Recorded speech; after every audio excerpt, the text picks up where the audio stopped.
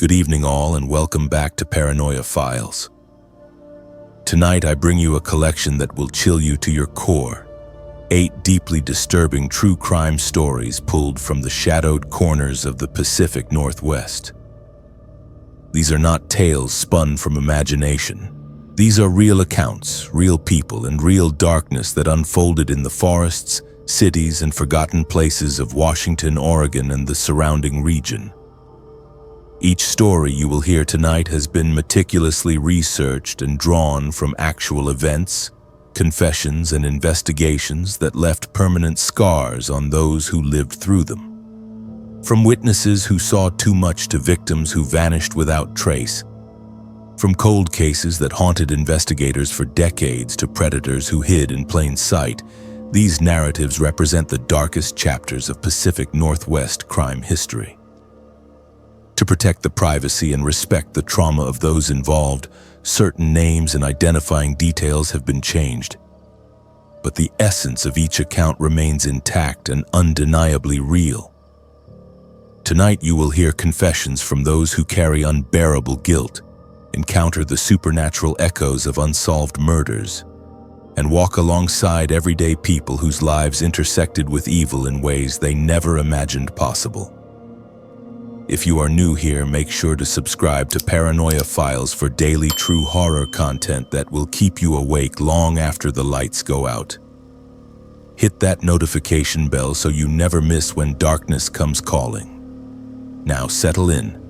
Let the shadows take hold and prepare yourself for what lies ahead. This happened in the fall of 2003, and I have carried the weight of it every single day since. I am writing this because I cannot live with the silence anymore, and maybe someone out there knows something I do not. Maybe someone saw something that night, something I missed, something that could finally bring closure to a family that has waited over 2 decades for answers. I need you to understand that I was supposed to protect people. That was my job, my calling, and I failed in the worst way possible. I was a park ranger in the Gifford-Pinchot National Forest in Washington State. If you are not familiar with it, it is over 1 million acres of dense wilderness, waterfalls, volcanic peaks, and miles upon miles of trails that wind through areas so remote you can hike for days without seeing another soul. It is beautiful in a way that makes you feel small, ancient, like the trees have been watching humanity come and go for centuries and will continue long after we are gone. I loved that job. I loved the solitude, the responsibility, the feeling that I was helping people connect with something bigger than themselves while keeping them safe from the dangers that wilderness always holds just beneath its beauty. I had always considered myself vigilant, responsible, someone who noticed things. In ranger training, they drill into you the importance of observation. You learn to read trail conditions, weather patterns, animal behavior, but most importantly, you learn to read people. You learn to spot the hikers who are underprepared, the ones who overestimate their abilities, the ones who might need help even if they do not ask for it. I prided myself on that skill. In my first 3 years on the job, I had assisted in a dozen search and rescue operations, and every single person was found alive. I thought I was good at my job. I thought I understood the risks and how to mitigate them. But this case proved me tragically wrong.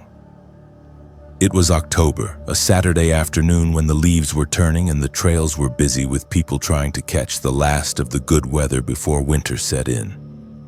I was stationed at the trailhead for the Sioux on Creek Trail, checking permits, giving directions, making sure everyone had adequate supplies and knew their route.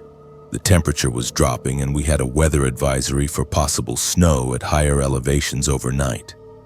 I was encouraging day hikers to finish early and advising against any overnight trips without proper gear. That is when I met Canyon. He pulled into the parking area around 2 in the afternoon, driving an older model Subaru with Oregon plates. I remember that detail because I always noted out-of-state vehicles in case someone went missing and we needed to identify abandoned cars. He got out alone, mid-20s fit, wearing decent hiking boots and carrying a pack that looked appropriately sized for a day hike. He had a camera around his neck, one of those nice digital SLRs that serious photographers use. I approached him with my standard greeting, asked about his plans for the day. He said he was planning to hike up to the falls, maybe 4 or 5 miles in, take some photographs and be back before dark. He seemed prepared. He had a map, water, layers, a headlamp. We talked for a few minutes about the best spots for photography. He mentioned he was meeting someone but was vague about the details. Said something about connecting with a local photographer who knew the area well. Someone from an online forum who had offered to show him some off-trail locations that were particularly beautiful this time of year. That should have been my first warning sign, that vagueness. But I dismissed it. People meet up with strangers they know from the internet all the time now. Hiking partners, photography enthusiasts, nature lovers who connect online and explore together in person. It did not seem unusual enough to press him about it.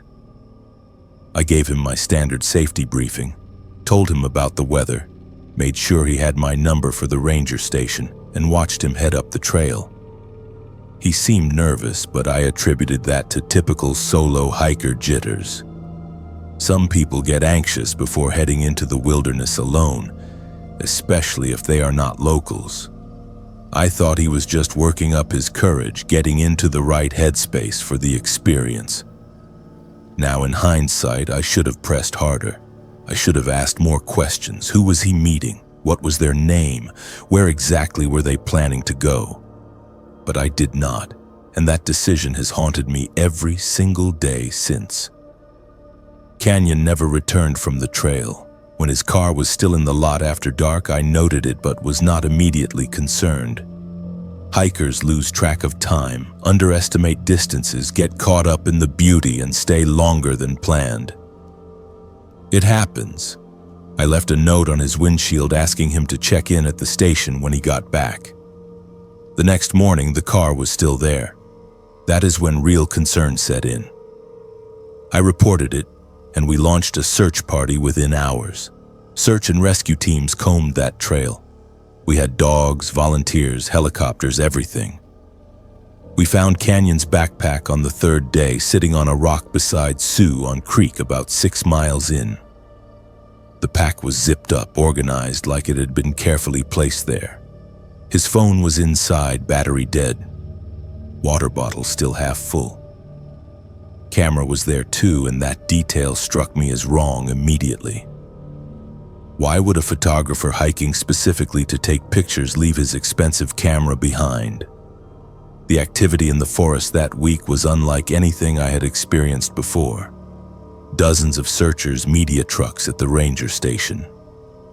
Canyon's parents flying in from Oregon, their faces hollowed out with fear and desperate hope. I had to tell them about our conversation, about the person he was meeting, and I watched their confusion turn to horror as they realized their son had gone into the wilderness to meet a stranger and no one knew who that stranger was. Search dogs lost Canyon's scent at a logging road about a mile from where we found his pack. That logging road connected to the main highway, which meant someone could have driven in, parked, and driven out without anyone noticing. We checked every camera, every gas station, every business along that highway for days before and after Canyon disappeared. Nothing. It was like whoever he met did not exist. Phone records showed Canyon had been communicating with someone through an encrypted messaging app that did not keep logs. We could see that calls were made to an untraceable number, probably a burner phone, but we could not see the content of the messages or identify the recipient. The online forum where he supposedly met this photographer cooperated fully, but the account that had contacted Canyon was created with a fake email and deleted the day after he disappeared. The IP address traced back to a public library in Seattle, which meant security footage was long gone by the time we knew to look for it. But the strangest detail, the one that still makes my skin crawl, was Canyon's hiking boots. We found them 3 days after we found the pack, half a mile away in a completely different direction, sitting together on a fallen log. The laces were still tied, like they had been carefully removed and placed there deliberately. What does that mean? Was it a message? A trophy? Some kind of ritual? No one could explain it, and every theory felt more disturbing than the last. I tried to go back to work after the official search ended. I could not. Every hiker I saw looked like Canyon. Every person hiking alone made me want to interrogate them, to make absolutely sure they were safe, that they were not walking into danger. I started having panic attacks at the trailhead, and my supervisor eventually put me on leave. But the truly disturbing part, the thing that has convinced me something intentional and evil happened to Canyon, started about a month after he disappeared. I began receiving packages at the ranger station, small manila envelopes with no return address, postmarked from different cities across Washington and Oregon. Inside each one was a photograph. Not Canyon's photographs from his camera, new photographs, pictures of the forest taken after he disappeared. The first few seemed random, trees, trails, the creek. But then I started noticing details. In the background of one photo, barely visible, was a blue jacket. Canyon had been wearing a blue jacket. In another, there was a boot print in the mud that matched the tread pattern on the boots we found. Another showed the exact log where the boots had been placed, but the photo was taken at night with a flash, which meant someone went back there in the dark. Each photograph had a small detail circled in red pen, a broken branch, a disturbed patch of dirt, a location I recognized from the search area. It was like someone was documenting the search, watching us, and wanted me to know they were watching. I turned every envelope over to the police. They dusted for prints, analyzed the photos, tried to trace the origin. Nothing. Whoever was sending them was careful, methodical, and seemed to enjoy taunting me with what I had missed. At this point, I was reviewing every interaction I had with Canyon, every word, every gesture, looking for something I could have done differently. I spoke with profilers, with detectives, with Canyon's family. His parents told me he had been excited about the trip, that he had been talking for weeks about meeting up with this photographer who knew secret locations. They said Canyon had shown them messages from this person, descriptions of waterfalls and viewpoints that were not on any official map, promises of photographs that would be unlike anything in his portfolio. It sounded like grooming to me, like someone had spent weeks gaining Canyon's trust, luring him deeper into a sense of security so that he would walk willingly into the wilderness with a stranger. My breaking point came 6 months after Canyon disappeared. I received another envelope, but this one was different. Inside was a photograph of Canyon, alive, standing near a tree I recognized, wearing the same clothes he had worn the day I met him. But the metadata on the back of the photo, which someone had helpfully written out in that same red pen, showed a date stamp 4 days after the official search ended. 4 days after we stopped actively looking, thinking he had either died of exposure or left the area entirely. Canyon was alive when we stopped searching. That photograph confirmed it. Someone had him, was with him, and chose to let us believe he was gone while they did whatever they did to him in those woods. I took that photograph to every authority I could find. The investigation reopened, but there was nowhere to go with it. We searched the area again, brought in cadaver dogs, ground-penetrating radar, everything. Nothing. The case went cold officially, but it has never gone cold for me. Canyon's family still calls me on the anniversary of his disappearance. They do not blame me, which almost makes it worse. They should blame me. I was the last person to see their son alive, and I let him walk into the forest to meet a predator. Years later, I received an anonymous letter. It was postmarked from a town I had never heard of, 3 states away. The letter was short, just a few lines written in printed block letters. It said coordinates. Nothing else, just a string of numbers. I plugged them into a mapping program and they pointed to a remote area in the Gifford Pinchot, far from any official trail, in a section of forest so dense and difficult to access that it had never been part of the search grid. I went to the police with it, but they were hesitant to launch another search based on an anonymous tip that could easily be someone playing a cruel prank. So I went myself. I should not have. It was dangerous, possibly illegal, definitely stupid, but I had to know. I hiked for hours through terrain that fought me every step, following those coordinates with a GPS unit and a growing sense of dread. I found nothing. No evidence, no remains, no sign that anyone had ever been in that area. But local hunters I spoke with later told me that over the years they had occasionally seen someone in that part of the forest. Someone who moved through the trees like they knew every inch of the land. Someone who disappeared if you got too close. Descriptions varied, but they all mentioned seeing a person in dark clothing, always alone, always watching. That is all terrifying, right? But it gets worse. The letter with the coordinates was postmarked from the town where I currently live. I moved here 3 years ago, over 200 miles from the Gifford Pinchot, to a small community where no one knows my history or my connection to that case. I told no one where I was going. I left no forwarding address beyond a P.O. box. Yet somehow, whoever sent those photographs, whoever took Canyon, knows exactly where I am. I do not sleep well anymore. I check my locks constantly. I look over my shoulder. And I still receive photographs sometimes. Not often, maybe once a year. Always around October, always postmarked from somewhere different. They are photos of me now. Walking to my car, sitting on my porch, going into the grocery store. Whoever did this to Canyon wants me to know they are still out there, still watching. And I can never escape what happened. I do not know if Canyon is still alive.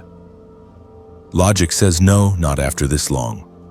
But that photograph taken days after the search ended tells me he survived at least that long, which means he suffered, he hoped for rescue, and rescue never came, because I failed to ask the right questions when it mattered. I do not know if the person sending me these packages is the same person who took Canyon or just someone who knows what happened and wants to torture me with it. I do not know if sharing this story will bring any answers or just paint a target on my back. But I know I cannot carry this alone anymore. Canyon's family deserves to know what happened to their son. His name was Canyon Brooks. He was 24 years old. He loved photography and the outdoors, and he vanished into the Gifford Pinchot National Forest on October 11th, 2003. If anyone knows anything, if anyone saw anything that day or in the days after, please come forward. And if the person who took him is reading this, know that I will never stop looking for answers. You may have silenced Canyon, but his story will be told until justice finds you. I left the Ranger Service 5 years ago. I work in an office now, as far from the wilderness as I can get. But I can still see those trees when I close my eyes. Still see Canyon walking up that trail with his camera, excited and nervous and completely unaware that he was walking towards something evil. I should have stopped him. I should have made him wait, should have insisted on meeting this mysterious photographer first, should have done something other than watch him disappear into the forest. I failed him. And wherever Canyon is, whatever happened in those woods, I hope somehow he knows that someone remembers. Someone is still looking. And someone will never forgive themselves for not protecting him when it mattered most. Sedona, if you are reading this somehow, please know that we never stopped looking. This all started 3 years ago in Portland, and I still check my phone every morning hoping for a message from you. I scroll through our old conversations, looking at the last text you sent me, the one that should have made me act faster.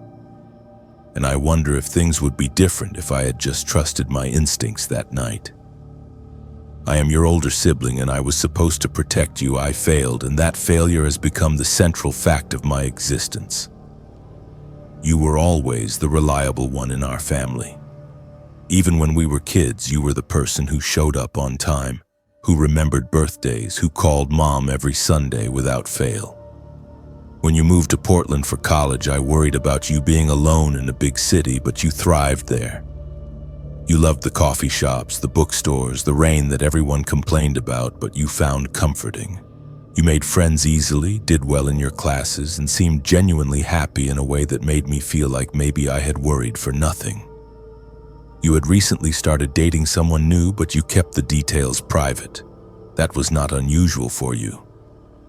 You always liked to make sure a relationship had potential before introducing someone to the family. You mentioned them a few times, said you had met through a mutual friend, that they were interesting and different from anyone you had dated before. I asked for a name, for details, and you just smiled and said you would tell me more when the time was right. I respected your privacy. I should have pushed harder. The night everything changed was a Thursday in October. You had texted me earlier that day, normal conversation, talking about a paper you were writing and complaining about your roommate leaving dishes in the sink. Around 8 in the evening, my phone buzzed with a message from you.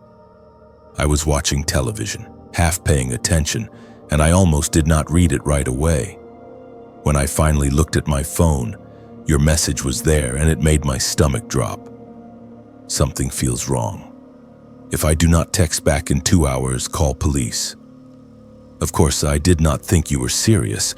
We joked like that sometimes when you were going on dates that might be awkward or meeting new people in situations that could be uncomfortable. It was our way of making light of the low-level anxiety that comes with modern dating, with meeting strangers from apps, with putting yourself out there. I texted back immediately, asking what was wrong, where you were, who you were with. The message showed as delivered, but you never read it.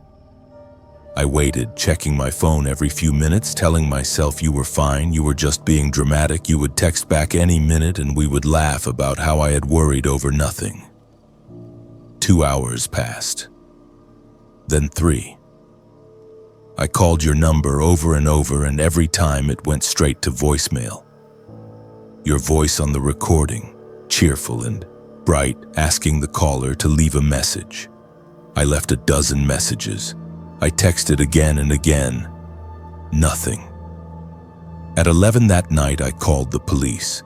The dispatcher was kind but firm. Adults have the right to not answer their phones. Unless there was evidence of immediate danger, they suggested I wait 24 hours before filing a missing persons report. I argued, I pleaded, I read them your text message, but they said people send dramatic texts all the time and usually turn up fine the next day. I called your roommate. She said you had left the apartment around 7:45, dressed nicely, wearing your favorite jacket, the denim one with the pins from all the places you had traveled. You had mentioned you were meeting someone downtown near Pioneer Square, but you had not said who. Your roommate had been studying for an exam and had not thought to ask for more details. She assumed it was just another date, nothing concerning. She promised to text me if you came home, and I stayed awake all night staring at my phone, waiting for a message that never came. The next morning, I drove to Portland. I filed the missing persons report in person, brought your photo, described what you had been wearing, gave them your phone number and the names of everyone I could think of who might know where you were. The officer who took my report was professional, but I could see the skepticism in his eyes. Young adult, probably met up with someone and lost track of time, probably staying with a friend and forgot to charge their phone. He told me these situations usually resolved themselves within 48 hours. He was wrong. Your roommate let me into your room. Everything was exactly as you had left it. Your laptop was closed on your desk, textbooks stacked neatly beside it. Your bed was made. The only thing missing was your phone, your wallet, and your keys. I went through your desk drawers, your closet, looking for anything that might tell me where you had gone or who you were meeting. I found a journal, but the last entry was from a week earlier, talking about classes and how you were thinking about changing your major. Nothing about the person you were dating. Nothing that indicated you were afraid or in danger. Police checked security footage from the area around Pioneer Square. They found you on camera at 8:15 that night, walking into a parking garage on 3rd Avenue. You were alone, looking at your phone, walking with purpose like you knew exactly where you were going. The camera angle did not show which car you approached or if you met someone inside the garage. The next camera angle, the one that should have shown you exiting, never captured you. You went into that parking garage and you never came out, at least not on any of the cameras that were working that night. 3 days after you disappeared, police found your car. It was parked near the Columbia River in a small public lot that joggers and cyclists use to access the waterfront trail. Your keys were in the ignition. Your purse was on the passenger seat, wallet inside with your credit cards and ID still there. Your phone was gone. The detail that disturbed investigators the most was that your car had been cleaned. Not just tidied, but professionally detailed. The interior had been vacuumed, the seats shampooed, every surface wiped down. It smelled like chemical cleaners. Forensics found almost no fingerprints, no hair, no fiber evidence. Whoever left your car there had made absolutely sure there was nothing to find. Bank records told a strange story. Your debit card was used at a gas station 100 miles south of Portland 2 days after you disappeared. The charge was for $40 of gasoline and a bottle of water. Security footage from that gas station showed a figure wearing your denim jacket, same pins visible, same build as you, but the person kept their face turned away from the camera, wore a baseball cap pulled low, and moved in a way that made it impossible to confirm it was actually you. The footage was grainy, black and white, and the timestamp showed 2:30 in the morning. Who pays for gas at 2:30 in the morning at a station in the middle of nowhere? Someone who does not want to be seen. I started seeing you everywhere. Every person on the street with your height, your hair color, your style of dress. I would chase strangers, tap them on the shoulder, apologize when they turned around and were not you. I stopped sleeping. I printed hundreds of flyers with your photo and the police tip line number and stapled them to every telephone pole, every bulletin board, every surface that would hold them. I contacted every news station, every podcast that covered missing persons cases, begging them to tell your story. Some did. Most did not. There are too many missing people, too many families begging for attention, and unless there is something sensational about the case, the media moves on quickly. 6 months after you disappeared, your phone briefly connected to a cell tower near Seattle. It was online for less than 3 minutes before going dark again. Police traced the signal to an area near a homeless encampment under a highway overpass. They searched the encampment, interviewed everyone they could find, and eventually discovered your phone in a fire barrel, melted and destroyed beyond any hope of recovering data.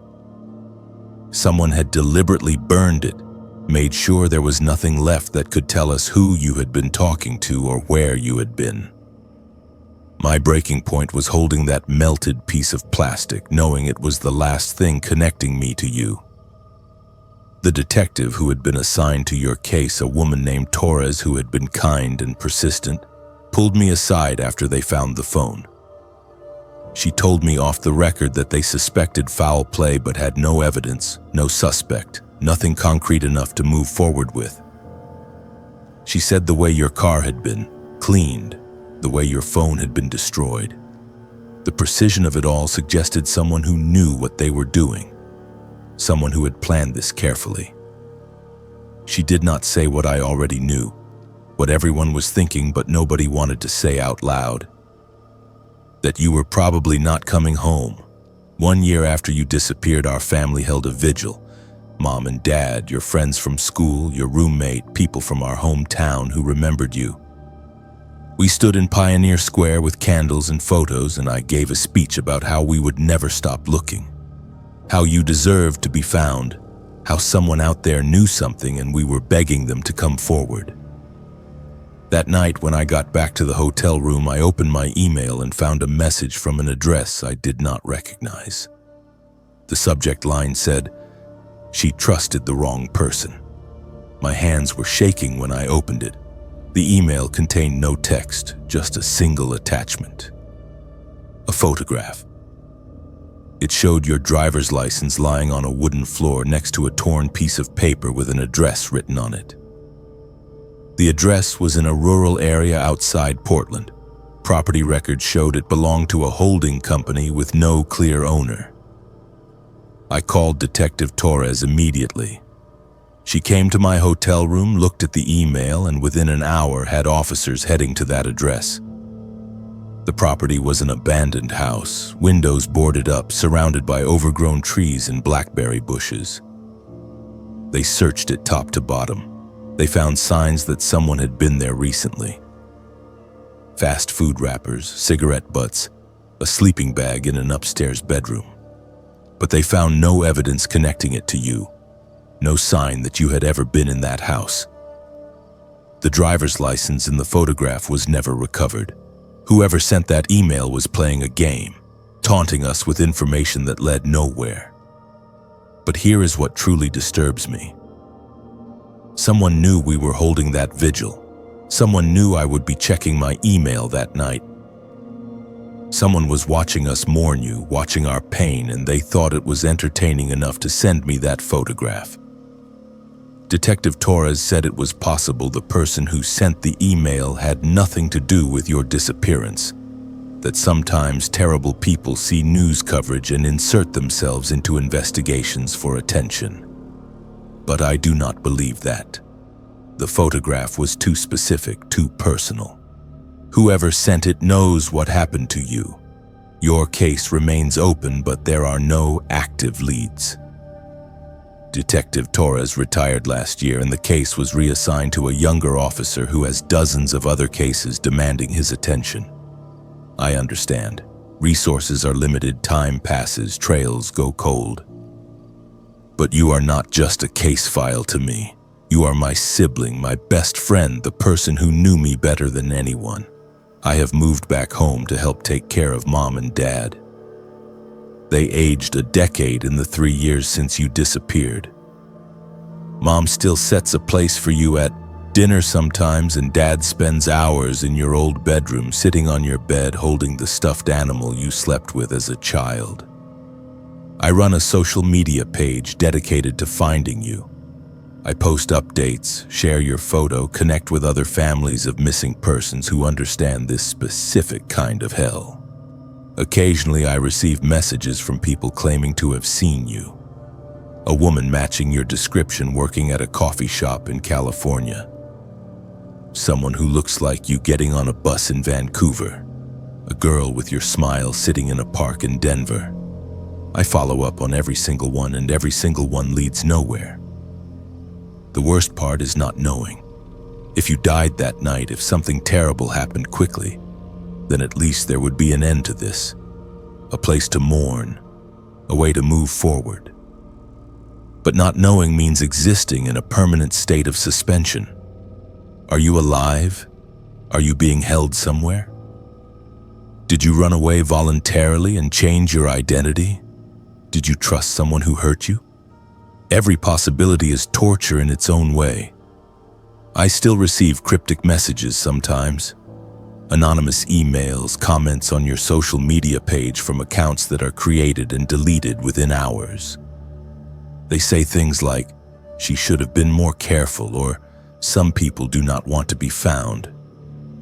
I report every message to police and they investigate, but they never find anything. IP addresses traced to public libraries or internet cafes. Emails sent through encrypted servers. Whoever is sending them knows how to hide their tracks. I do not know if you are out there, Sedona. I do not know if you are safe, or if you are scared, or if you are somewhere beyond reach. I do not know if we will ever get answers, or if your case will be one of the thousands that remain unsolved, that fade from public awareness, that become statistics in databases of the missing. but I will keep looking until my last breath. I will keep your face in front of people, keep your name alive, keep demanding answers from a world that seems to have moved on. If someone hurt you, if someone took you from us, I need them to know that we will never stop. That somewhere out there your family is watching, waiting, gathering every piece of information we can find. That justice might be slow, but it does not forget. And if you left on your own, if something in your life became unbearable and you needed to disappear, I need you to know that we love you without condition. That you can come home and we will help you, no questions asked, no judgment. Every morning I check my phone hoping to see your name on my screen. Every time it rings, every time a message comes through, there is a split second where I think it might be you. It never is. But I keep hoping because hope is the only thing I have left. Your case is still open. Your face is still on missing persons databases. And I am still here, still your sibling, still waiting for you to come home.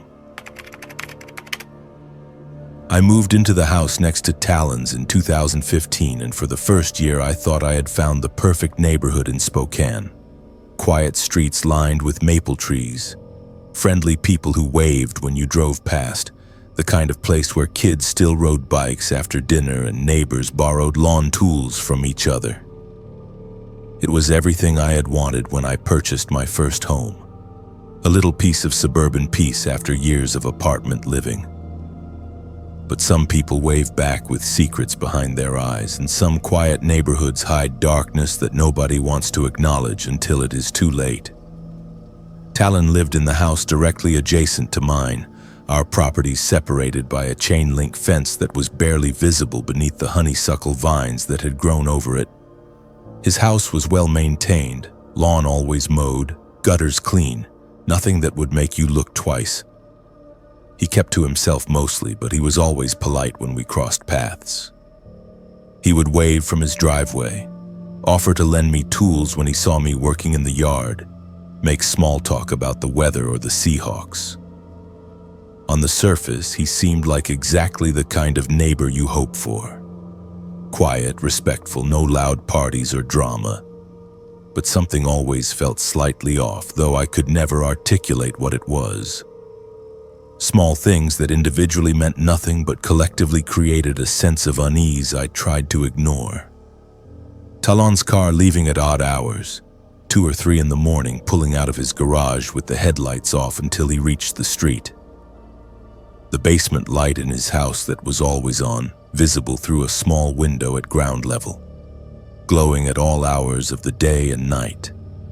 The way he sometimes stood in his backyard after dark, just standing there in the shadows, not doing anything, just present.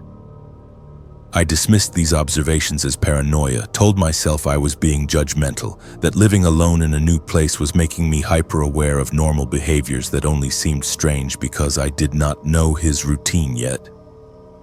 I had always prided myself on giving people the benefit of the doubt, on not jumping to conclusions based on nothing more than vague feelings. Maybe Talon worked a night shift. Maybe he suffered from insomnia and needed the light on to feel secure. Maybe he liked standing in his yard at night because it was peaceful. There were innocent explanations for everything, and I focused on those rather than entertaining darker possibilities that had no basis in evidence. 3 months after I moved in, I woke to red and blue lights flashing through my bedroom window. Police cars were parked in front of Talon's house, officers standing on his porch talking to him in the doorway. I watched from my window, trying not to be obvious about it, wondering what had happened. The next morning, I learned from another neighbor that police had been interviewing everyone on the street. A young person had been reported missing from the area, last seen 3 days earlier walking near the park 2 blocks away.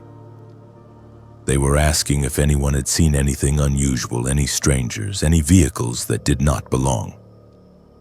The activity on our street that week transformed everything. Suddenly, the quiet felt ominous rather than peaceful.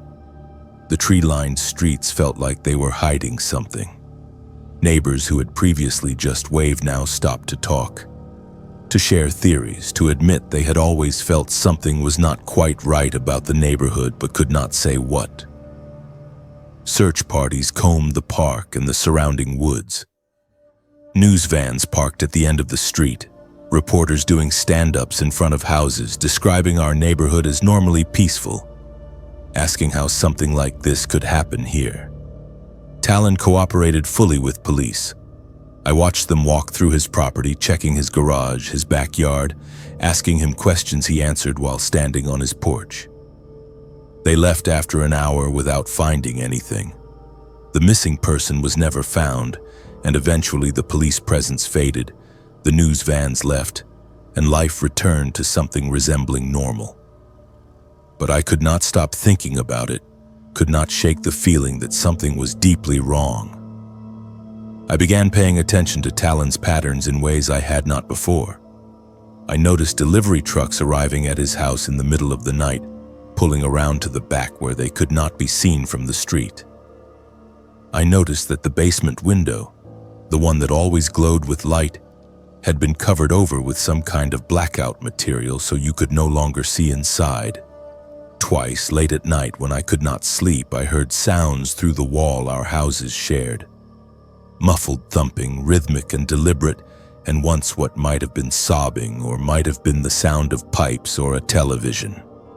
I convinced myself it was innocent, that old houses make strange noises, that sound travels in unexpected ways through walls and floors. 6 months after the first disappearance, a different person went missing from a neighboring town. Different circumstances, different age, but the same general area. Police interviewed Talon again. I watched through my window as they asked him questions in his driveway. He remained calm, cooperative, showed them around his property again. Nothing was found. At this point, I was lying awake at night, listening through the walls, jumping at every sound. I was terrified of what I might actually hear if I paid close enough attention. Terrified that my suspicions might be real. Terrified of being wrong and destroying an innocent person's life with unfounded accusations. I did not know what to do. I had no evidence. Just a collection of observations that could all be explained away individually but felt sinister when viewed together. My breaking point came on a Tuesday night in March. I had come home late from work after midnight, exhausted and wanting nothing more than to sleep. As I pulled into my driveway, I saw Talon loading something into his car. Something large and heavy, wrapped in what looked like carpet. He was struggling with the weight of it, dragging it from his garage to the trunk of his sedan. Our eyes met across the fence. For a moment, we just stared at each other, and I felt my blood turn cold. Then he smiled, waved cheerfully, and called out that he was taking donation items to a storage unit, cleaning out his basement finally. That wave, that friendly, normal wave, while he loaded something that my entire body was screaming was wrong. I went inside, locked my doors, and sat in the dark trying to convince myself I was overreacting. But I could not. I called the police tip line and left an anonymous report. I described what I had seen, the patterns I had noticed, the sounds through the walls. I felt like a monster for doing it, like I was betraying a neighbor based on nothing concrete. But I could not live with myself if I did nothing and someone else disappeared. Police executed a search warrant 3 days later. I watched from my window as they went through Talon's house systematically, carrying out boxes of evidence, taking photographs, spending hours in his basement. When they finally arrested him, led him out in handcuffs while neighbors gathered on their porches watching, I felt vindicated and horrified in equal measure. The investigation revealed that Talon had been operating for years. His basement had been modified, soundproofed with foam panels hidden behind drywall, equipped with locks that only opened from the outside. Forensic teams found traces of blood despite extensive cleaning attempts, DNA evidence that connected to 2 missing persons cases.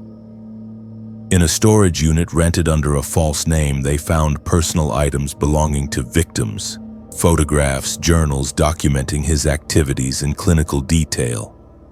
That is all horrifying, right? But it gets worse. Among the evidence, they found photographs taken through windows.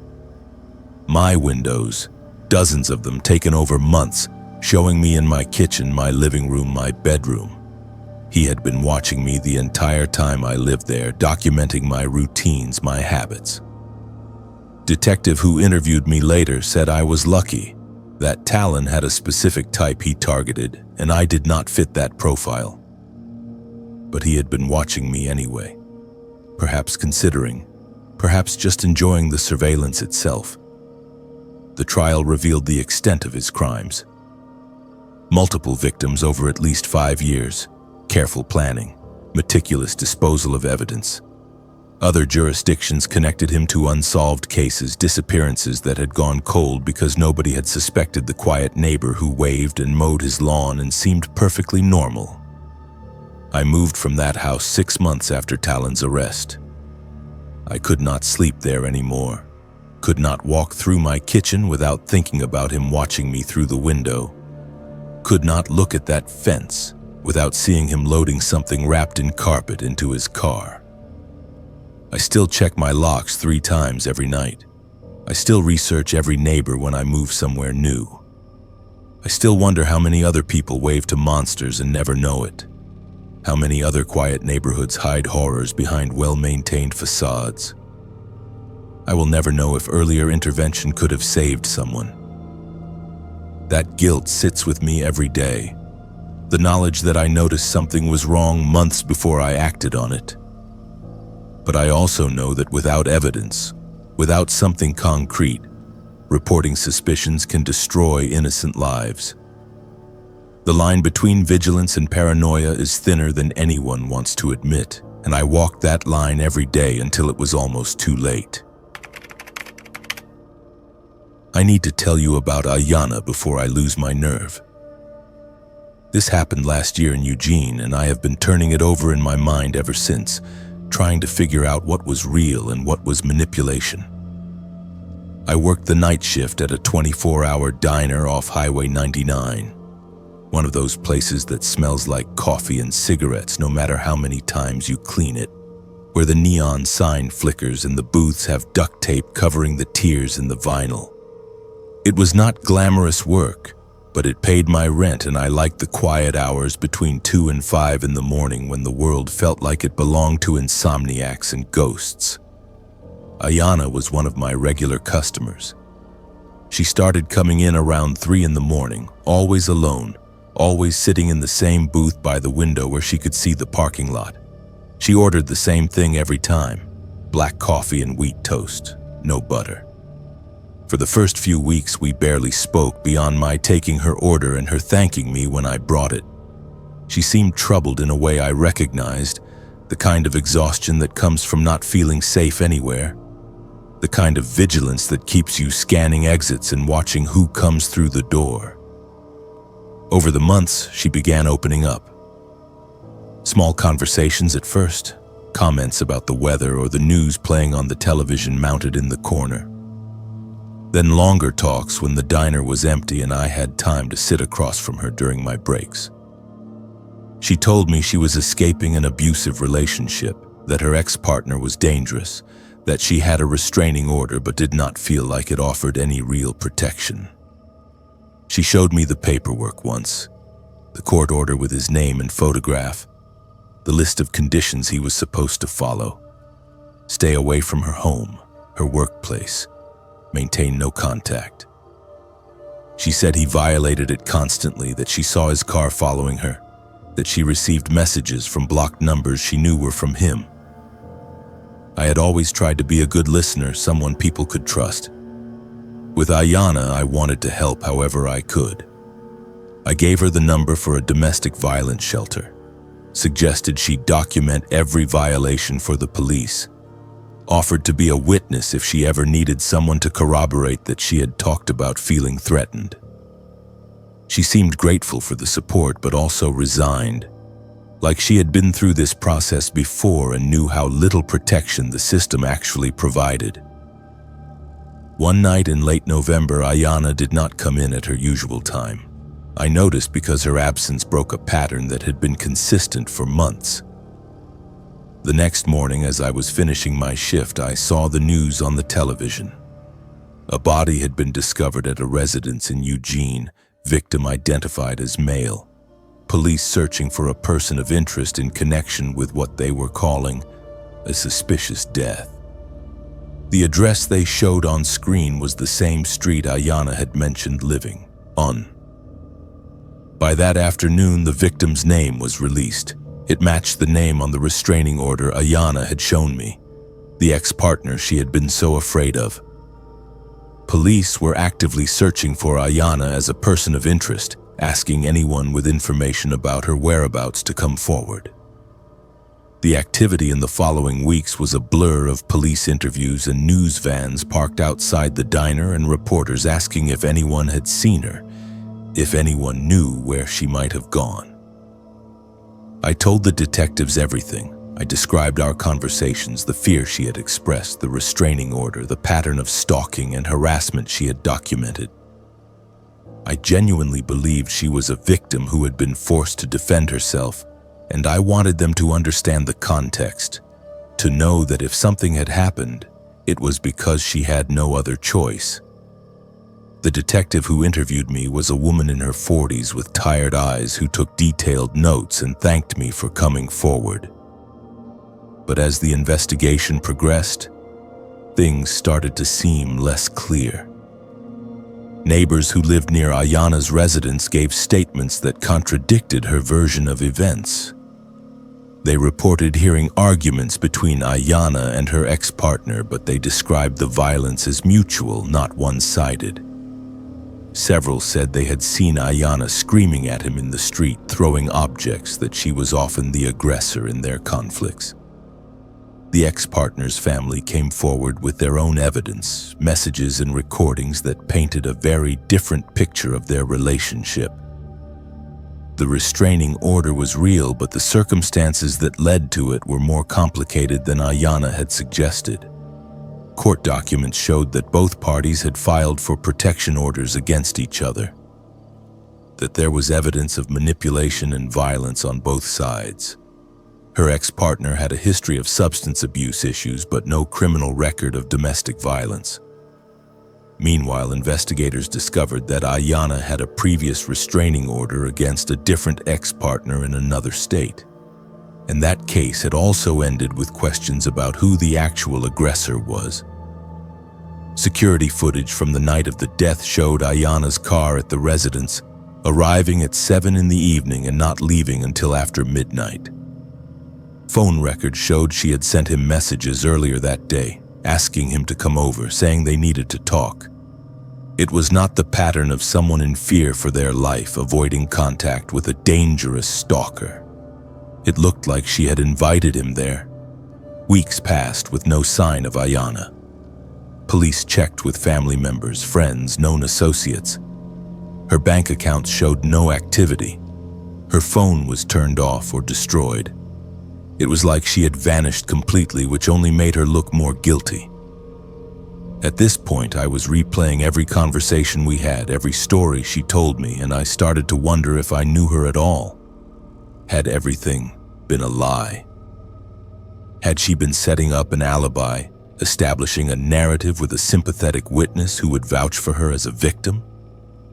2 months after her ex-partner's death, on a Tuesday morning just after my shift started, Ayanna walked into the diner. She was wearing different clothes than I had ever seen her in. Her hair was shorter and dyed a different color, but it was unmistakably her. She sat down in her usual booth like nothing had happened, like she had not been on the run from a murder investigation, like the last 2 months had been a normal absence. I stood behind the counter, frozen, not knowing whether to call the police immediately or to try to talk to her first. My breaking point was seeing her sit there, calmly stirring her coffee after I had robotically brought it to her table, while I knew someone was dead and she had been running from the consequences. She looked tired but not frightened, resigned but not guilty. She asked if we could talk, said she wanted to tell me her side before I made any decisions about what to do. I should have called the police right then. Instead, I sat down across from her, and she began talking. Her version of events was compelling and detailed. She said her ex-partner had broken the restraining order and shown up at her house that night, angry and intoxicated. She said she had tried to get him to leave peacefully, but he had forced his way inside. That he had a weapon, that she had grabbed a kitchen knife in self-defense. She described a struggle, his hands on her throat, her fear that she was going to die the moment when she managed to break free and defend herself. She said she panicked afterward, knew how it would look, knew that nobody would believe her because she had fought back before, because there was a history of conflict between them. So she ran. The story was emotional and seemed genuine. She cried as she described what happened, showed me bruises on her arms and neck that she said were from that night. She said she wanted to turn herself in, that she just needed someone to believe her first, to know that she was telling the truth.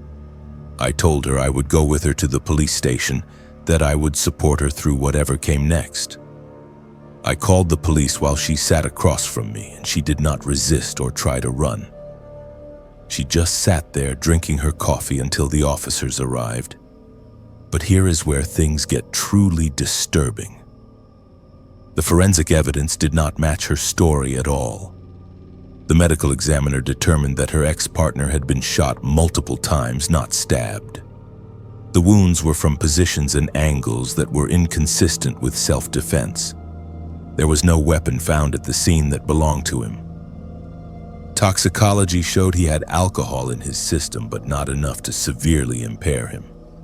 And most damning, investigators found evidence that Ayanna had purchased a handgun 3 weeks before his death, something she had never mentioned in any of our conversations.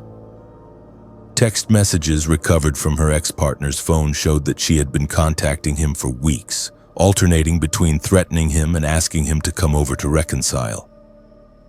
The messages on the night he died were flirtatious, inviting, gave no indication that she was afraid or that she wanted him to stay away.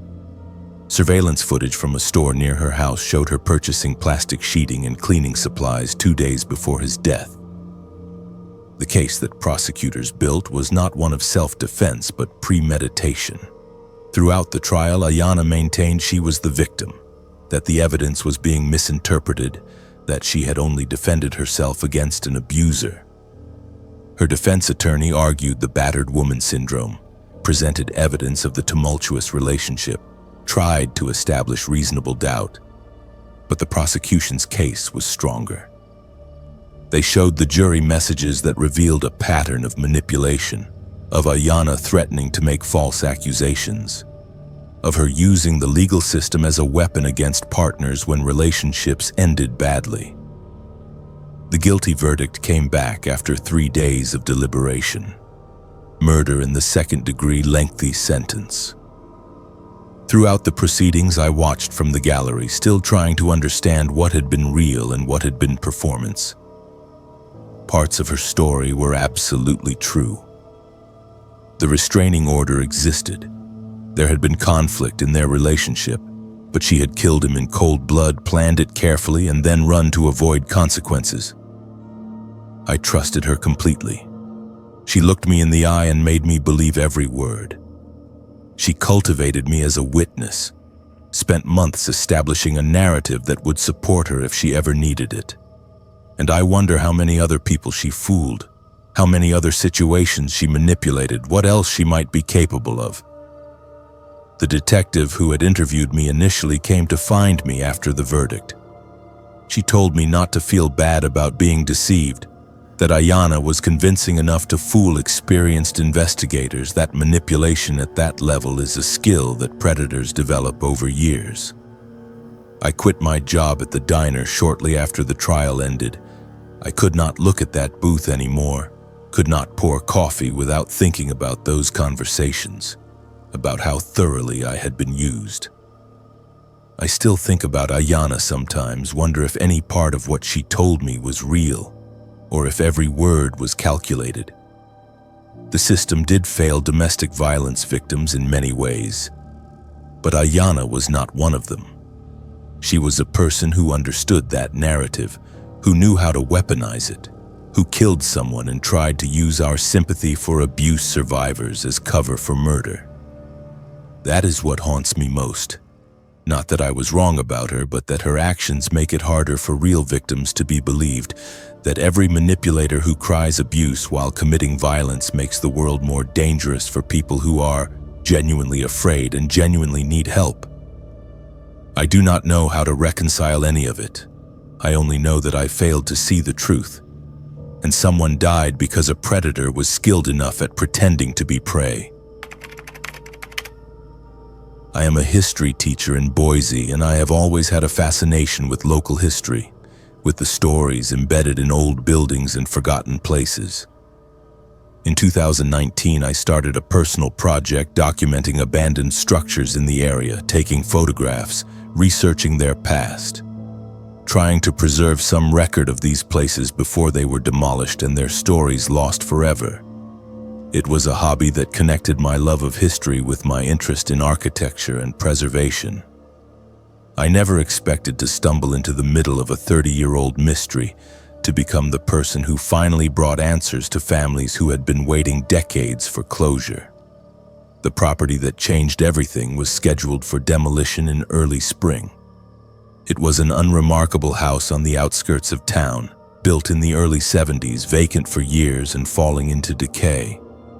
The city had condemned it and planned to clear the lot for new development. I had gotten permission from the demolition company to document the structure before it was destroyed, and I spent an afternoon photographing the exterior, the peeling paint, the boarded windows, the way nature was slowly reclaiming the foundation. The interior was more interesting architecturally. The layout had some unusual features: built-in shelving with intricate woodwork, original light fixtures, details that spoke to a time when craftsmanship mattered. I was photographing the basement when I noticed something odd. One section of the wall did not match the rest. The concrete was a slightly different color, the texture inconsistent, like it had been repaired or modified at some point after the original construction. I would have ignored it, just noted it as evidence of later renovation work, except that part of the wall had begun to crumble with age and water damage. There was a gap, maybe 6 inches wide, where the concrete had fallen away. I shined my flashlight into the opening and saw something that made my blood run cold. There was a hollow space behind the wall, and inside that space were objects that clearly did not belong there. I immediately stopped what I was doing and called the police. I did not touch anything, did not disturb the scene, just backed out of the basement and waited in my car for them to arrive. When officers entered the basement and examined what I had found, they treated it as a potential crime scene immediately. Inside the hidden compartment were personal items: jewelry, clothing, a wallet with identification still inside. The ID belonged to someone named Raylan, reported missing in 1992, over 27 years earlier. The activity that followed transformed my quiet documentation project into something much darker. The property was sealed off as a crime scene. Investigators from multiple jurisdictions arrived to examine the house. The original missing persons case file was pulled from archives. Forensic teams began the careful work of dismantling that wall and documenting everything they found. I gave my statement multiple times, describing how I had discovered the compartment, what I had seen, confirming I had not disturbed anything before calling authorities. The original case from 1992 painted a picture of someone who had simply vanished. Raylan had left work one evening, told co-workers he was heading home, and was never seen again. His car was found abandoned 2 days later in a grocery store parking lot, keys inside, no sign of struggle or foul play. The investigation at the time had gone nowhere. No witnesses, no suspects, no evidence of what had happened. His family had spent nearly 3 decades not knowing if he was alive somewhere, if he had chosen to disappear, if he had met with an accident, or if something more sinister had occurred. The house where I found the hidden compartment had been a rental property in 1992. Investigators pulled records and identified tenants who had lived there during the time of Raylan's disappearance. Most had moved on, addresses decades out of date, some deceased. But one name kept appearing in records. A man who had rented the property for 8 months in 1992, who had moved out abruptly in early 1993, who had left no forwarding address and seemingly disappeared into a transient lifestyle that made him difficult to track. That man was now deceased, had died 5 years earlier in a different state under a different name. But investigators began examining his history, and a disturbing pattern emerged. He had moved frequently, never staying in one place more than a year, always renting houses rather than apartments, always paying in cash when possible. And in multiple cities where he had lived, there were unsolved missing persons cases from approximately the same time periods he had been there. I became obsessed with the case in a way that was probably unhealthy. I stopped working on my original documentation project and started researching this man's movements, cross-referencing addresses with missing persons databases, looking for patterns. I found properties he had rented in Oregon, Washington, and Idaho spanning 2 decades. I started reaching out to police departments in those jurisdictions, asking if they had unsolved cases from specific years, if they would be willing to examine old rental properties for similar hidden compartments.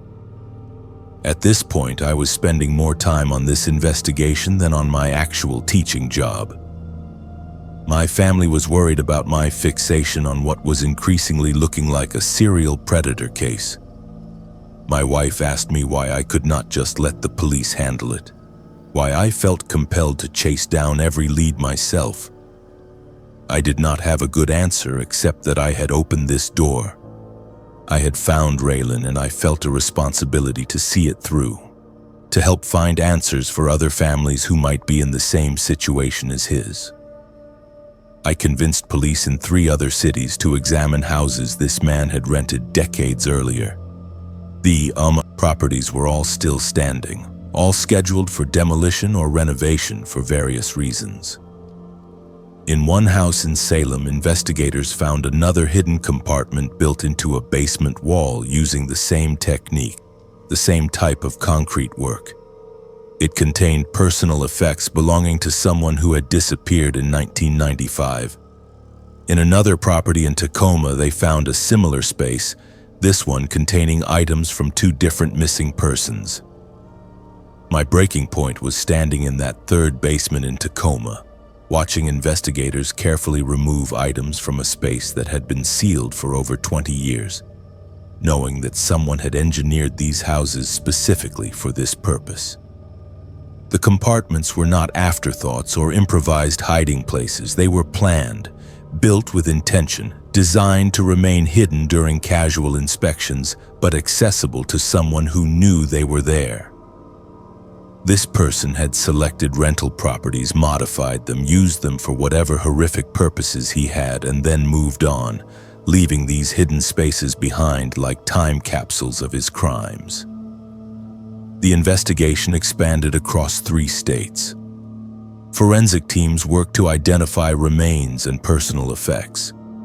Some victims were identified through dental records and DNA. Some items were matched to open missing persons cases where families had been waiting decades for answers.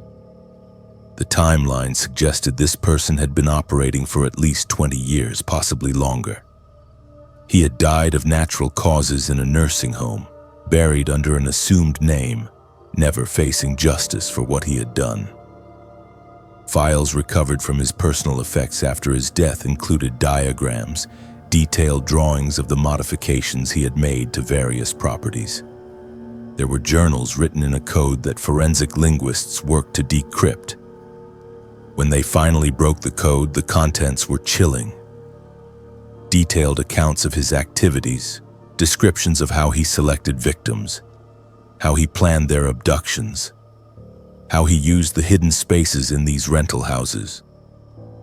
The journal suggested there might be more locations investigators had not yet discovered, more houses he had rented and modified in cities they had not yet checked. Families of the identified victims finally got answers after waiting decades. Raylan's family was able to hold a funeral, to have closure, to know what had happened to him even if the knowledge brought no comfort. I attended several of the services, met with families, and heard stories about the people whose belongings I had helped find. Young people with futures ahead of them. People who were loved and missed. People whose disappearances had left holes in families that never healed. I worked with these families to establish a memorial, a place where the names of all identified victims could be honored and remembered. We raised money for a small park with a monument listing names and dates, a recognition that these people existed, that they mattered, that they deserved to be remembered as more than case numbers and evidence files.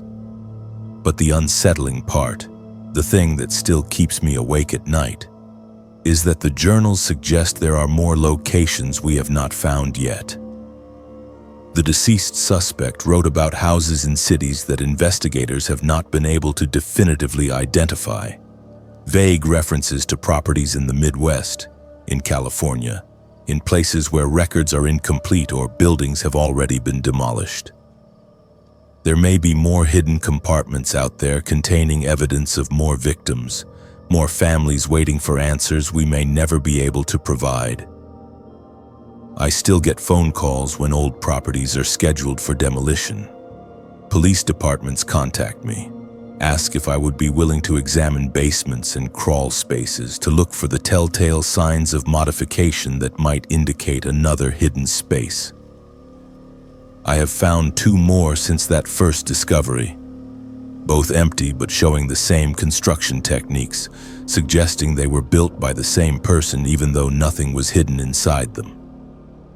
Maybe he ran out of time. Maybe plans changed. Maybe those spaces were meant for victims he never acquired. I have not taken a photograph of a building since this started. Some history is too dark to want to preserve. I understand now that old buildings hold secrets, and sometimes those secrets should stay buried. But the families deserve answers, deserve to know what happened to people they loved, deserve the chance to finally grieve and find whatever peace is possible after decades of not knowing. I do not know how to feel about being the person who opened this case. I gave families closure, but I also gave them confirmation of their worst fears. Proof that their loved ones suffered and died at the hands of someone who planned and executed their murders with cold calculation. I helped identify a predator who operated for decades, but he died before facing justice, before being held accountable, before families got the chance to look him in the eye and demand answers he would never give. The case is officially closed for identified victims, but it remains open in the sense that investigators still search for potential additional properties and victims. I continue to assist when asked, walking through basements of condemned houses, looking for inconsistencies in walls, hoping not to find anything but knowing each empty space might mean a family that will never get answers. This is the burden I carry now, the knowledge that history is not always beautiful.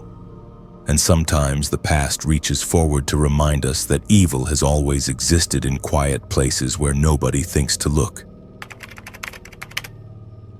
I'm trying to put together what happened to Dakota, and I realize I am only one piece of the story. I was their co-worker and I saw them every day until I did not. This started in Tacoma in 2020, and I am still searching for answers that may never come. The pandemic had just begun and the world felt like it was fracturing in ways we could not fully comprehend yet. We were all adjusting to working from home, to isolation, to the strange new reality where human connection happened through screens and the outside world became something to fear rather than embrace. Dakota and I worked together at a tech startup, one of those companies with an open office layout and free coffee and a ping pong table nobody ever used. When everything shut down in March, We transitioned to remote work like everyone else. Dakota was the most reliable person on our team, someone you could count on to show up to meetings on time, to respond to messages promptly, to maintain the same level of professionalism whether working from an office or from home.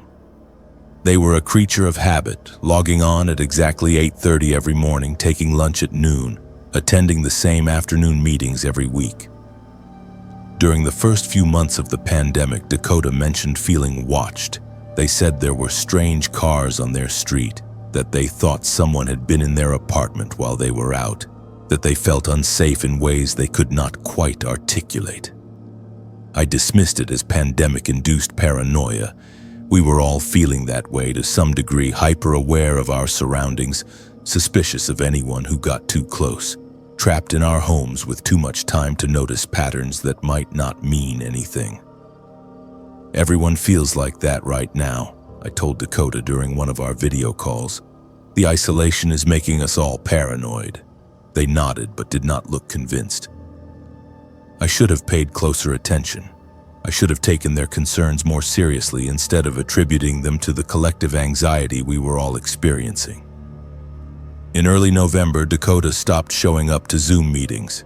Their camera stayed off, which was not unusual, but there was no response in the chat, no voice on the line. I sent a direct message asking if everything was okay. No response. I tried their cell phone, it rang and went to voicemail. By the afternoon, several of us were getting concerned. We messaged our manager, who tried calling as well. Nothing. The next day, Dakota missed more meetings. Their laptop showed as offline on our company systems. Messages went undelivered. Our manager requested a welfare check from local police. Officers went to Dakota's apartment and knocked. No answer. Building management let them inside with a master key. The apartment appeared normal. Laptop still open on the desk, a work project visible on the screen. Coffee mug on the table, still half full. Dakota's wallet and keys were missing, but their phone charger was plugged into the wall. Their coat hung by the door. The activity in the days that followed revealed something calculated, not impulsive. Security footage from Dakota's apartment building showed them leaving at 6:30 that evening, walking out of the building with someone. The footage was grainy, and the person with Dakota wore a baseball cap and kept their face angled away from cameras, but Dakota appeared calm, not distressed, walking voluntarily beside this person to a vehicle parked on the street. The license plate was obscured by mud or deliberately covered. Investigation of Dakota's computer revealed concerning browsing history. In the weeks before they disappeared, Dakota had been researching witness protection programs, how to disappear voluntarily, signs of being stalked, legal requirements for restraining orders. Bank records showed they had made several large cash withdrawals, pulling out $200 here, $300 there over the course of a month. Their phone last pinged near the Canadian border, 40 miles north of Tacoma, before going silent. We co-workers began comparing notes, sharing memories of conversations and observations that had not seemed significant at the time. Dakota had mentioned feeling unsafe several times, but none of us had really listened. They had talked about someone finding their personal information, about feeling followed, about noticing the same car parked near their apartment on multiple occasions. We had all dismissed these concerns as pandemic anxiety, as the product of isolation and stress, never considering that Dakota might have had legitimate reasons to be afraid. Human resources records revealed something that made the situation even more disturbing. 4 months before Dakota disappeared, they had filed a formal complaint with the company. Someone had accessed their personnel file without authorization. Someone had found their home address and personal phone number. Someone had been sending messages to their work email that felt threatening even if they did not contain explicit threats. Dakota had asked the company to investigate, to identify who was accessing their information, to take steps to protect their privacy. The complaint had been filed and acknowledged, but in the chaos of the pandemic transition to remote work, it had never been fully investigated. The HR manager who received the complaint left the company 2 weeks later, and the case file sat in a digital folder unassigned, while Dakota became increasingly afraid and increasingly certain that someone was watching them. At this point, I was reading through old emails, old Slack messages, looking for clues I had missed when Dakota reached out for help. There were dozens of small moments where they tried to tell us something was wrong. Comments in team meetings about feeling unsafe. Messages asking if anyone else had experienced strange things. A direct message to me in September where Dakota asked if I thought it was possible for someone to track you through your work laptop. I had laughed it off, said they should probably watch fewer conspiracy documentaries. I hate myself for that response now. 6 months after Dakota disappeared, their parents received a postcard. It was a generic image of a beach in Mexico, nothing distinctive, and on the back was a short message in Dakota's handwriting. "I am okay," it said, nothing more. No signature, no explanation. But the postmark was not from Mexico. It was from Portland, less than 2 hours from where Dakota had lived. Police analyzed the postcard. The handwriting matched Dakota's style, but handwriting analysts said there were inconsistencies that suggested it might have been copied or written under duress. My breaking point was that postcard, because either Dakota was reaching out trying to let their family know they were alive while also signaling something was wrong through the inconsistent postmark, or someone wanted us to think Dakota was okay while hiding whatever really happened. Both possibilities were horrifying in different ways. The investigation into the original HR complaint finally moved forward, spurred by Dakota's disappearance and the threat of legal action from their family. Investigators discovered that the complaint about unauthorized access to personnel files was legitimate. Someone had accessed Dakota's information multiple times, always from an IP address that was eventually traced to a client of the company, someone with login credentials that gave them access to certain systems. This person had a history that made him a clear suspect. Multiple restraining orders from previous relationships documented incidents of obsessive behavior, a pattern of fixating on individuals and inserting himself into their lives in ways that escalated from attention-seeking to threatening. This person had disappeared from his own life around the same time Dakota vanished. He stopped going to work, stopped responding to family members. His apartment was abandoned with rent unpaid. His car found weeks later in a grocery store parking lot in Vancouver, Washington. Police now had 2 missing persons cases that appeared to be connected, but no evidence of where either person had gone or what had happened. That is all disturbing, right? But it gets worse. Police obtained a warrant to search a storage unit this person had been renting under a false name. Inside, they found surveillance equipment, cameras, recording devices, and hundreds of photographs. Photographs of Dakota. Leaving their apartment, getting into their car, sitting in their living room visible through a window, working at their desk, existing in what they thought was private space while being watched and documented by someone they probably did not even know was fixated on them. The investigation remains active, but both Dakota and the suspect are still missing. Theories range from Dakota successfully escaping and going into hiding while the suspect continues to search for them to something much darker happening that left no evidence to find. Dakota's family has filed a civil suit against the company for negligence, for failing to investigate the complaint that might have prevented whatever occurred. The company settled out of court for an undisclosed amount and implemented new employee protection policies, background checks for anyone with access to personnel systems, mandatory reporting requirements for complaints involving safety. I left the company 6 months after Dakota disappeared. I could not continue working somewhere that had failed to protect someone so completely. I work in victim advocacy now, helping people who feel unsafe in their workplaces navigate the systems that are supposed to protect them but so often fail. I tell Dakota's story with permission from their family as an example of why these protections matter, why complaints cannot be ignored, why we have to take people seriously when they say they feel threatened. I do not know if Dakota is out there somewhere, living under a new name, having successfully escaped from someone who wanted to control them. I do not know if that postcard was real or a cruel manipulation. I do not know if the suspect found them or if he is hiding for his own reasons. Every week I check missing persons databases looking for any update, any new information. I hope Dakota is safe. I hope they are living a life somewhere far from the person who watched them, who stalked them, who drove them to disappear rather than continue existing in a world where they were never truly hidden from someone's obsessive attention. But I also carry the knowledge that I could have done more, that if I had listened, if I had taken their concerns seriously, if I had pushed the company to investigate that complaint when it was first filed, maybe things would have turned out differently.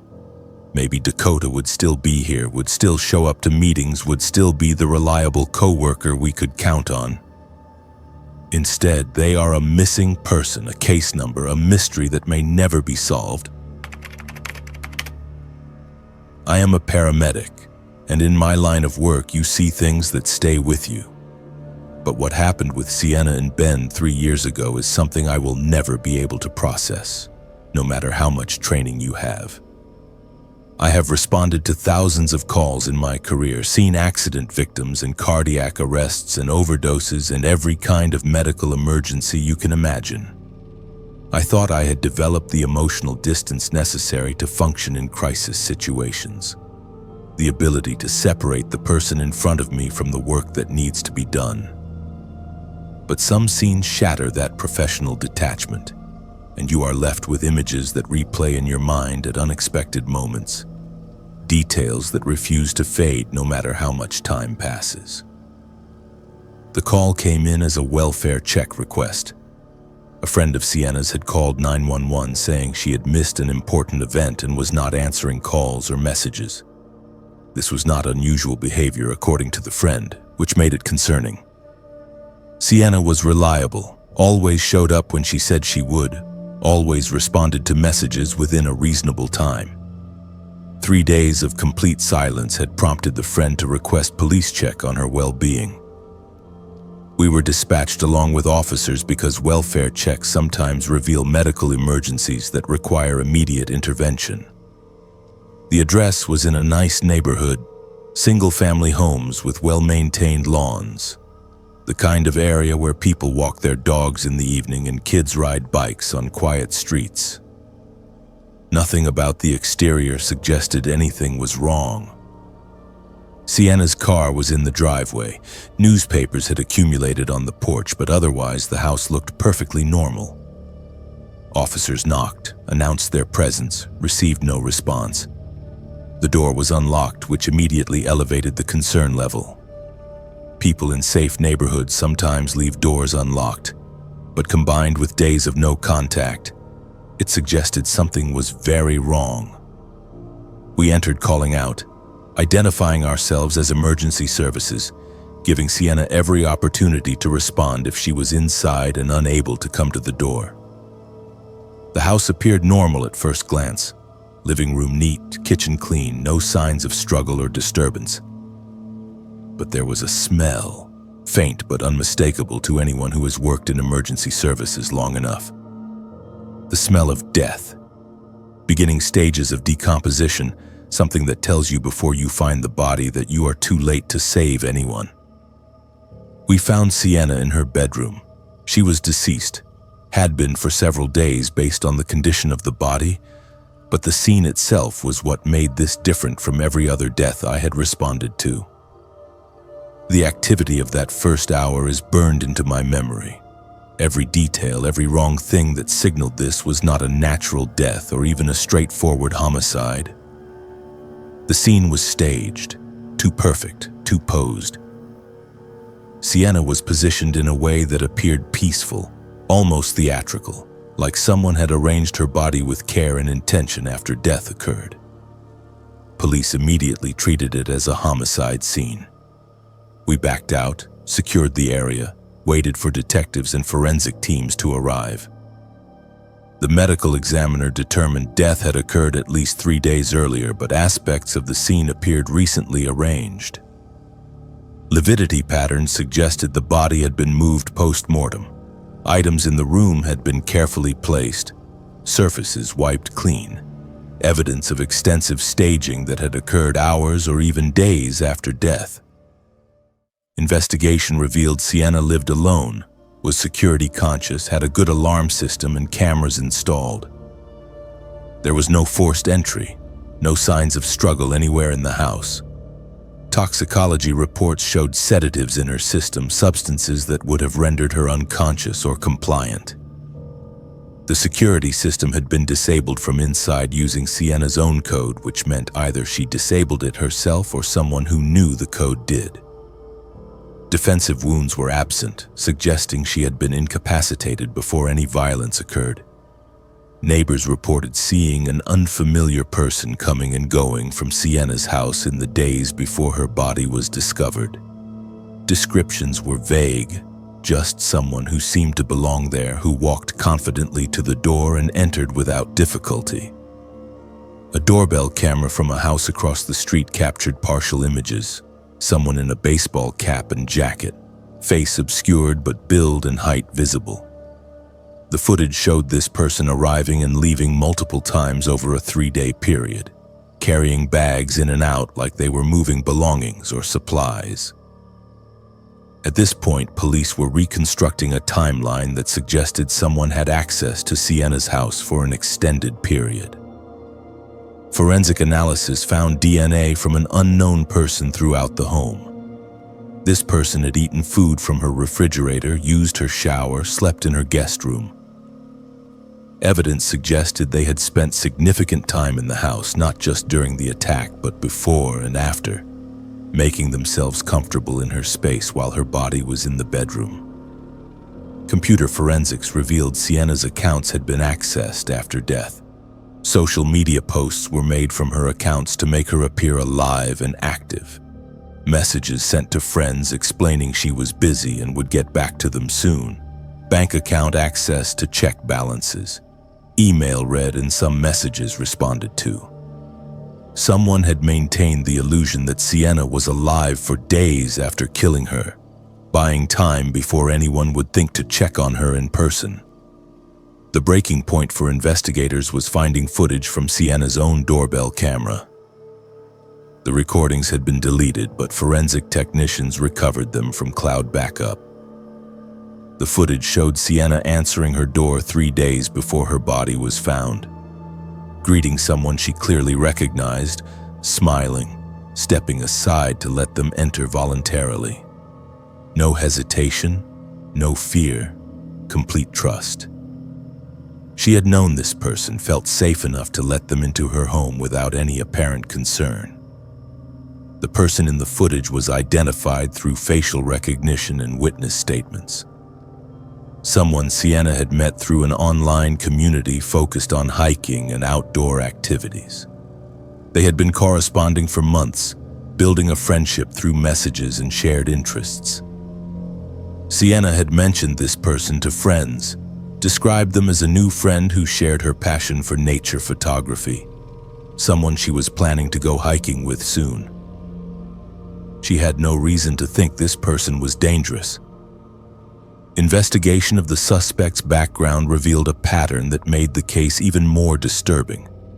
Similar incidents in other cities where the suspect had lived previously.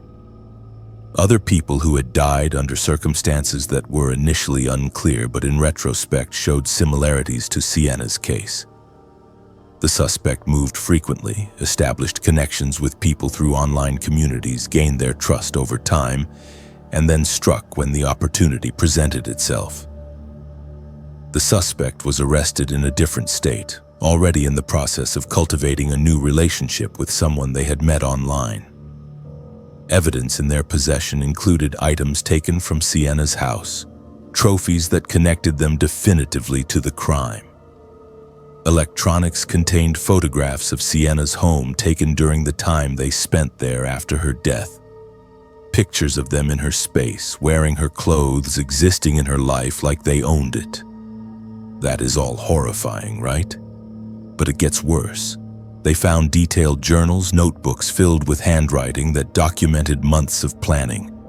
The journals described how they selected victims, how they studied their routines, how they identified patterns and vulnerabilities. Sienna had been planned for months in advance. The suspect had researched her social media, identified her interests, created a fake profile that matched those interests, and systematically built a friendship designed to culminate in exactly what happened. Every conversation, every shared photo, every expression of common interest was calculated to make Sienna trust them, to make her comfortable enough to open her door and let them inside. Multiple charges across multiple jurisdictions followed. The trial revealed the chilling calculation behind crimes that spanned years and multiple states. Prosecutors presented evidence of at least 4 similar cases where the suspect had gained trust through online communities, entered victims' homes under the guise of friendship, and killed them in ways that initially appeared ambiguous or accidental. Sienna's case was the first where enough evidence existed to prove premeditation and establish clear pattern. I struggled with trauma from being first on that scene. The image of how normal everything looked from outside, how carefully the interior had been staged to appear peaceful, knowing that someone had spent days in that house with Sienna's body, living in her space, using her things, posting to her social media like they were her. The department required counseling after particularly difficult calls, but standard debriefing did not address what I was experiencing. The nightmares, the hypervigilance, the way I started looking at every welfare check wondering what I would find inside. I still think about how normal the house looked from outside, how everything seemed fine until it was not, how Sienna had done everything right, was careful and security conscious, had friends who noticed when she went silent and acted quickly to check on her. But she had trusted the wrong person, let someone into her home and into her life who had been planning to kill her from the moment they sent that first friendly message online. I continue working as a paramedic, but now advocate for better mental health support for first responders. The things we see accumulate over time, and the assumption that professional training provides immunity to trauma is dangerous and wrong. I speak at training sessions about the importance of seeking help, about recognizing symptoms of PTSD in ourselves and colleagues, about understanding that asking for support is not weakness, but necessary self-preservation. I do not know how someone becomes that cold, that calculating, how they can spend months building a relationship for the sole purpose of gaining access to someone's trust so they can kill them. How they can sit in someone's house for days after murdering them, eating their food, sleeping in their bed, posting to their social media. The level of detachment required for that kind of behavior is beyond my ability to comprehend. But I know Sienna never saw it coming. She thought she was making a friend, someone who shared her interests and understood her passion for nature and photography. She opened her door to someone she trusted, and that decision cost her everything.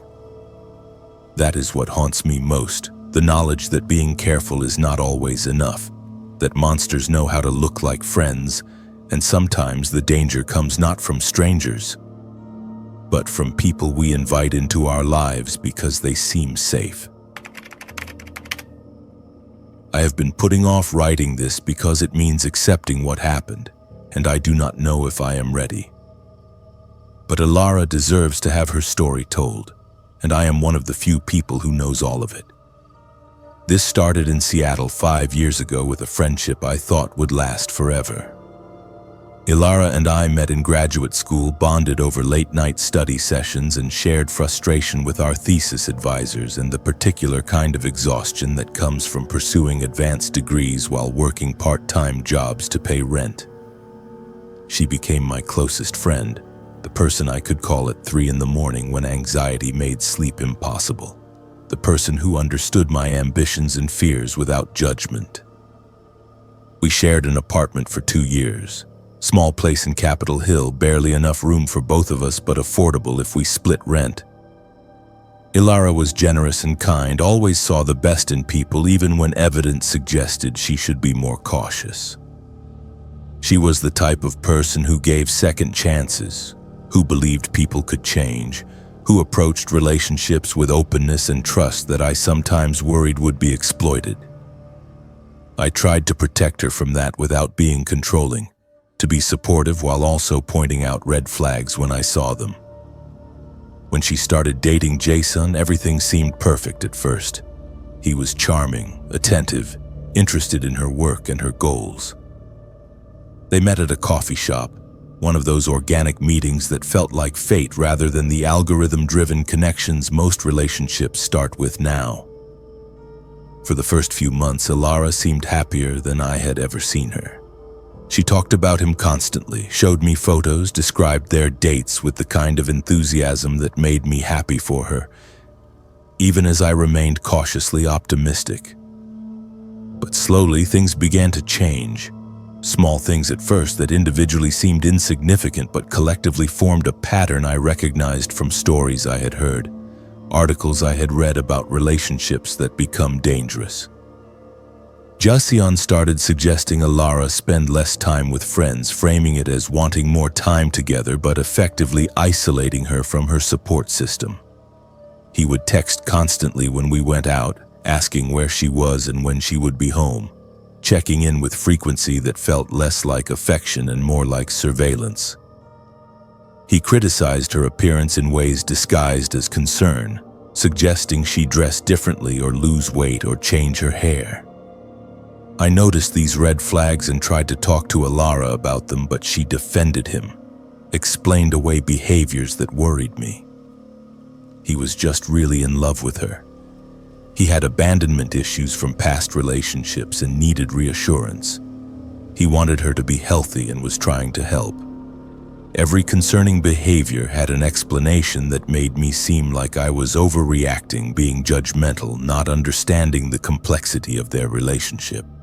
I had always tried to support Ilara's choices, but I was watching her disappear into this relationship in ways that frightened me. She stopped coming to our weekly dinners with friends. She quit the running club she had been part of for years. She became distant, less likely to confide in me, more defensive when I asked questions about how things were going. When I saw bruises on her arm, she explained them away as clumsiness, accidents, nothing concerning.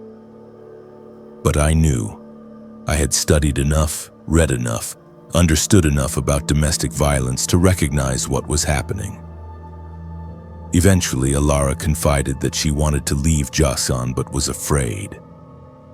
She showed me text messages where he threatened to hurt himself if she broke up with him, emails where he described following her when she went out without telling him, evidence of financial manipulation where he had convinced her to give him access to her bank account and then controlled how much money she could spend. She had documentation of emotional abuse, patterns of controlling behavior, recordings of arguments where his anger escalated into verbal threats. She applied for a restraining order and was granted one. The court heard her evidence and determined there was sufficient cause for protection. She planned to move out while Jason was away on a business trip, asked me to help her pack her belongings and store them at my new apartment until she could find her own place. We set a date, made a plan, coordinated timing to ensure he would not be there when she left. The day of the planned move, Ilara did not show up at our agreed meeting spot. I waited for an hour, calling repeatedly, sending messages, growing increasingly worried. Something was wrong. I could feel it in my gut, that instinct that tells you disaster has occurred even before you have confirmation. I drove to the apartment she shared with Jason. The door was open, hanging partially ajar in a way that made my blood run cold. The activity of that afternoon was pure panic. I knew something was wrong before I entered, but I went inside anyway, calling Ilara's name, hoping desperately to find her safe. Signs of struggle were evident immediately. Furniture overturned, broken glass, Ilara's phone smashed on the kitchen floor. I called 911 and backed out of the apartment, stood outside shaking while waiting for police to arrive. Police investigation focused on Jason immediately. He claimed Ilara had left voluntarily, admitted they had argued but denied any violence. He said she had become hysterical, attacked him, and then stormed out saying she needed space. His story was calm, practiced, designed to make him look like the reasonable party dealing with an unstable partner. But there was no body, no evidence of where Ilara had gone, just signs that something violent had occurred. I provided evidence to police, text messages where Ilara expressed fear, recordings of threatening voicemails Jason had left, documentation of the restraining order and the reasons it had been granted. I gave statements describing the escalating control and abuse I had witnessed over months. Investigators searched Joseon's property and vehicle. They found traces of blood, evidence of extensive cleanup attempts, inconsistencies in his alibi for that afternoon. At this point, I was giving statements, reviewing phone records, going through every conversation Ilara and I had in the weeks leading up to her disappearance, trying to find anything that might help locate her. The not knowing was torture. Was she injured somewhere, unable to call for help? Had she been taken somewhere? Was she still alive? 3 months into the investigation, a witness came forward. Someone who lived near the apartment complex said they had seen Jason's vehicle at a remote location in the mountains east of Seattle on the night Ilara disappeared. The witness had been hiking and remembered the vehicle because it was parked in an area that was difficult to access, far from any marked trails. Police organized a search of that area and found some of Ilara's belongings buried in a shallow hole. Her jacket, her shoes, items that confirmed she had been there. My breaking point was identifying that jacket, the one I had seen her wear hundreds of times. The one she was supposed to be wearing when she came to meet me that day, when we were supposed to pack her things and get her away from him safely. Holding that jacket while police photographed it as evidence, knowing what it meant, understanding that we were no longer looking for a living person but for remains. Forensic analysis of Jason's computer revealed he had been researching for weeks before Ilara disappeared. Search history showed queries about remote locations where bodies are never found, about legal cases that proceeded without physical evidence, about how to clean blood from carpet and upholstery. He had deleted this history, but forensic technicians recovered it from hard drive fragments. Even more disturbing were chat logs they found on encrypted messaging apps. Jason had been participating in online communities focused on control and manipulation in relationships, forums where men shared strategies for maintaining dominance over partners, where violence was discussed casually as a tool for enforcing compliance. In these conversations, he had described his situation with Ilara, her plan to leave, his determination that she would not be allowed to escape. That is all premeditated, right? But it gets worse. They found notes on his computer, detailed planning documents outlining exactly what he would tell police, what story he would use, how he would frame himself as the victim of a volatile partner who had attacked him and then run away. He had prepared this defense before Ilara disappeared, had anticipated that questions would be asked and crafted answers designed to deflect suspicion.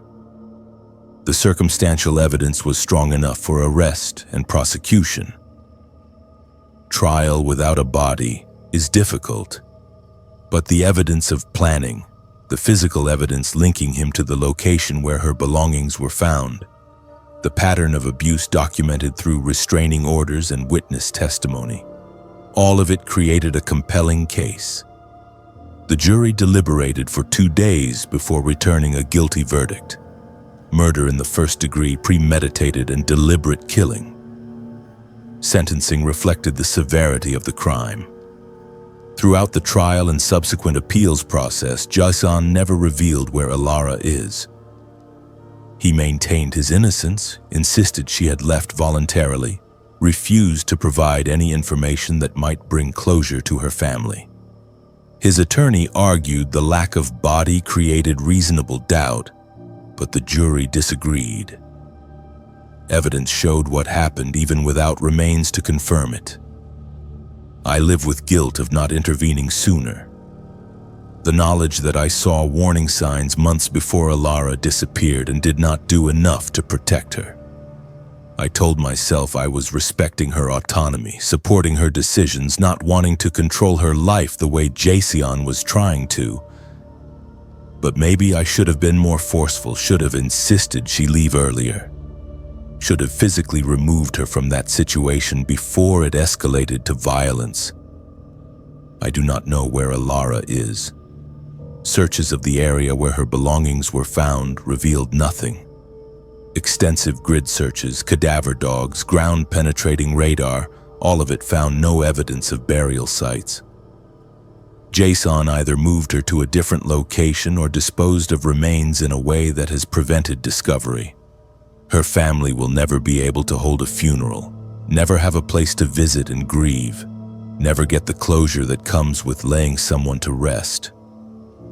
I work with domestic violence organizations now. I tell Alara's story with permission from her family as an example of why early intervention matters, why we need to believe people when they say they are afraid, why restraining orders are necessary but not sufficient protection. I advocate for better resources for people trying to leave abusive relationships, for emergency housing and financial assistance and legal support that makes escape possible. I tell Alara's story because someone needs to say her name. Because she was real, she mattered, and she trusted the wrong person who took advantage of that trust to control and ultimately destroy her. And I failed to protect her from that, failed to be forceful enough in my concerns, failed to recognize how immediate the danger was until it was too late. That failure will stay with me forever, a reminder that supporting someone's choices is important. But sometimes love requires intervening even when intervention is unwelcome.